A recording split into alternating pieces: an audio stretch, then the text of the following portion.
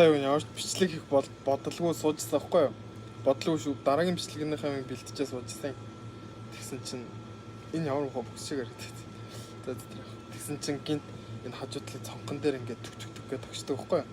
Тэгээ харсан чи яг энэ манай дэлгүүрийн хажуудлын хүргэлтэнд шөнийн хүргэлт хийдэг нэг ихч байдаг гэсэн байхгүй юу?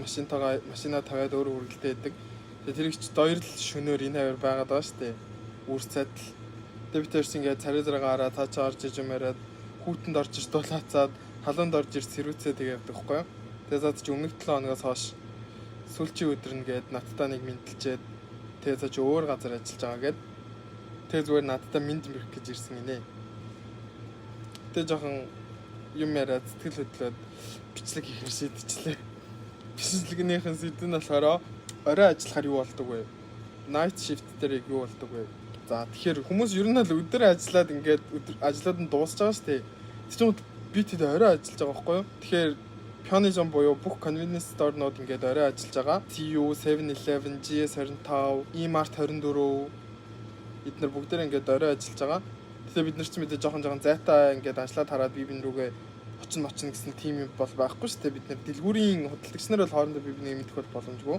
За тэгвэл яг одоо миний энэ хүрээлэл би ч ингээд нөгөө coworker гэж аахгүй шүү дээ. Яг надтай хамт ажилладаг хүн гэж хамтдаа ингээд цаг нөхцөөдөг хүн гэж байхгүй. Тийм болохоор ингээд зан ганцаардах ч юм уу тийм юм болно. Тэр тусалдаг юмнууд заяа. Би шин ганцаараа. Тэгчингууд яг замын цаанд тэр ихч машинаа тавиад надтай хамт мэдлээд битээ би нэг арч мэдлээд цаад чи ажиллаа хийгээд орж ирж манахаас юм зам мэдчихэд хоорондоо ярьдаг нэг юм ихч байна. Тэгчингууд энэ ихч ингээд миний coworker шиг мэдрэмж надад ингээд төрүүлж байгаа байхгүй юу? Цаадахт чинь ч бас ингээд сэтгэл өндөр байсан болохоор сайн надтай мэдлэх гэж ирсэн байх гэж би бодож байна. Зөвхөн яг манай хажуу талд юу байдаг байхгүй юу? Хоолны газар, оройны хоолны газар, пастаны газар хаа эднийх. Захиалж идэж үзэж байгаагүй нэг гой харагдахгүй санагдаад. Тэгээд энэ дэлгүүрийн хүмүүс энэ хажуудлын газрын хүмүүсээс амар их орж ирдэг.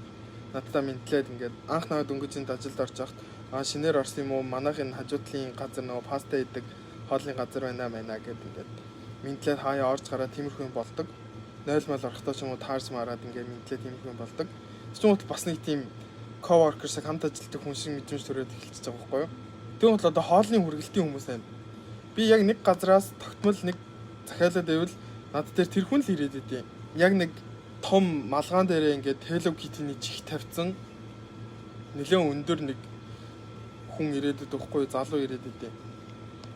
Тэрнтэй бас байнга мэдлэн бас нэг coworker шиг мэдрэмж аваад байхгүй өдөр болгон уулзаад болохоор захиалах болгонд тэр хүн үргэж ирээд идэв болохоор тиймэрхүү. Зүгээр сая яг жинкнээсээ тэр их чинь тарайг хараагүй 7 онцон байж хагаад цаадах чинь гинт энэ хоолой жоох хөвдсөн юм шиг. Цаадах чинь гинт энэ цонхон дээр ингээд хумсаараа тогшоод ингээд орж ирэхээр чинь гоё юм байна сте. Тэгээд ч орж ирэж юм ярьж байгаа дараа 7 хоногоос өөрийн гэсэн машинаа аваад өөр газраас хүргэлтэнд гарахаар болсон. Одоогоор зүгээр цагийн ажил хийж байгаа гэдэг тиймэрхүү юм ирсэн. Богино хэмжээний энэ бичлэг хийцгээе. Уусаа хүн үзэхгүй байгаа болохоор одоо юу ч хамаагүй хийх шийдсэн. Тэгээ миний дараагийн бичлэг болохоор тааралт харуулах юм.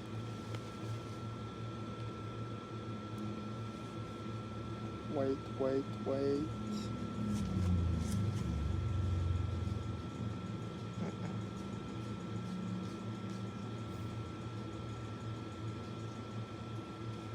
Сүүлийн үед нэг юм болоод байгаа шүү дээ. Манай K-pop сонсдог хүмүүс мэдж байгаа бол HYBE-ийн Bang Si-hyuk Juwon гэж захирал Juwon юм лээ хараад.